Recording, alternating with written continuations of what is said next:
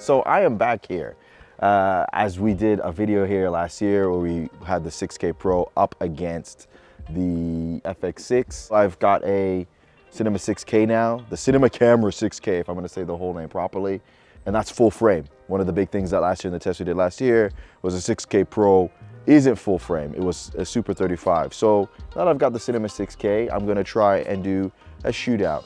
This is not a super scientific test, but it's just a bit of fun, bit of test, so you guys can see the general image quality and use case.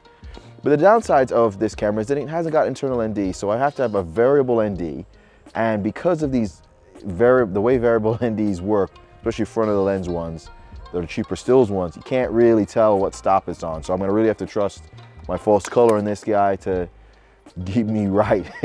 so bear with us, but like, yeah, it's gonna be a bit of a fun test. And again, I want to say thanks to Stuart Swindell. You can follow him at this link. If you're in the UK, he's a great gaffer and a FX6 owner operator. We're using his FX6. We both have, theoretically, they're the same lens. That's the Sigma 24-70. I've got the EF mount version and he's got the E mount version. Those are the only variables. The variables are this in front of the lens ND. And that's about it. That's about it.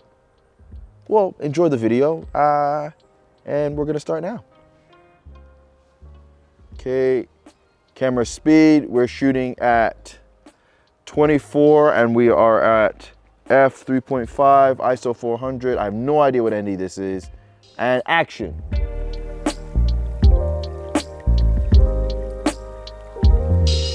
Just as a note, on the Blackmagic Cinema Camera 6K, we shot in Blackmagic RAW, compression 12:1, as the camera can only shoot Blackmagic RAW. With the FX6, we shot in XAVC in 4K to get correct exposure, because some shots of the FX6 were a dash harder than I would have liked. We're trying to use false color with the Atomos Ninja. Is probably not the best way to get exposure in this camera unless you know it inside out. So, you know, maybe some shots are a dash hotter than should be, but again, these are the tools we had on the day.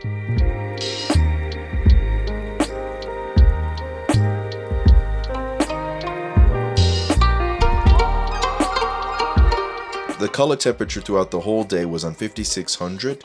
We didn't have a gray card, and so I wasn't able to do a proper white balance. So I prefer to just keep it all at the same color temperature throughout the days and just let them have the slightly different colors. The point of this test isn't to make the cameras look exactly alike. So bear that in mind. If you see the colors look slightly different, they will look slightly different because they're two different cameras.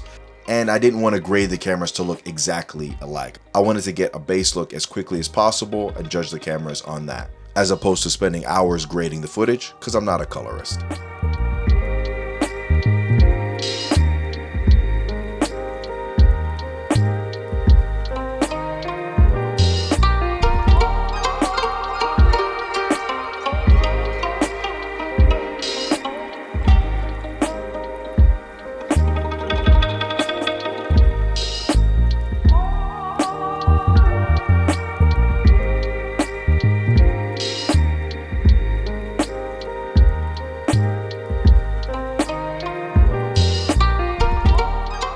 As one note, and maybe this is cheating, so forgive me, I did apply the rolling shutter reduction settings on the Blackmagic Cinema Camera 6K in Resolve.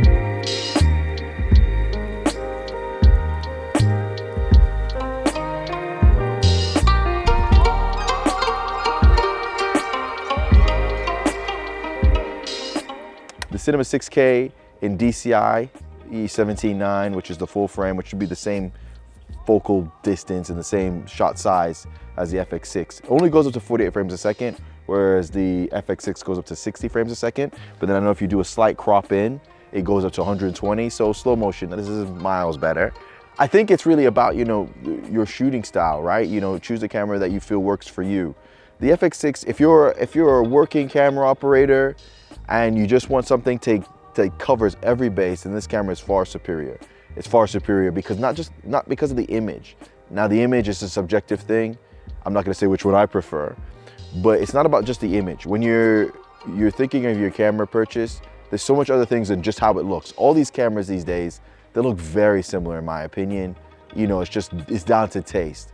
But, you know, the thing this camera has, you got internal NDs, full size audio outputs, SDI out, different monitoring solutions. The autofocus is absolutely brilliant to use.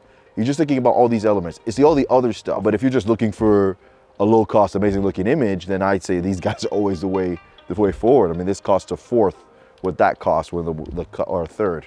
Although one feedback I'd give, Sony doesn't care what I think, but look, it needs false color inside the camera. That's something that's needed because I just think using zebras is, you know, for me, that's an archaic way of shooting, right? False color gives you, because you want to know what the rest of your image is doing. And I think false color does that much better than a histogram, much better than zebras. But that's just the way I like to shoot. False color is brilliant, it's easy to use. Just put that on there, Sony, and that'd be perfect.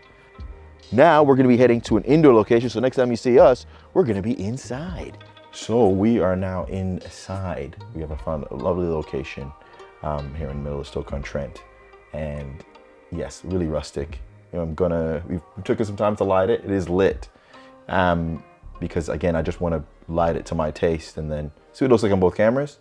But we're gonna start shooting on this one first, and then I'm gonna get the FX6 and do the same exact shots. All right? And we're gonna be filming. Okay.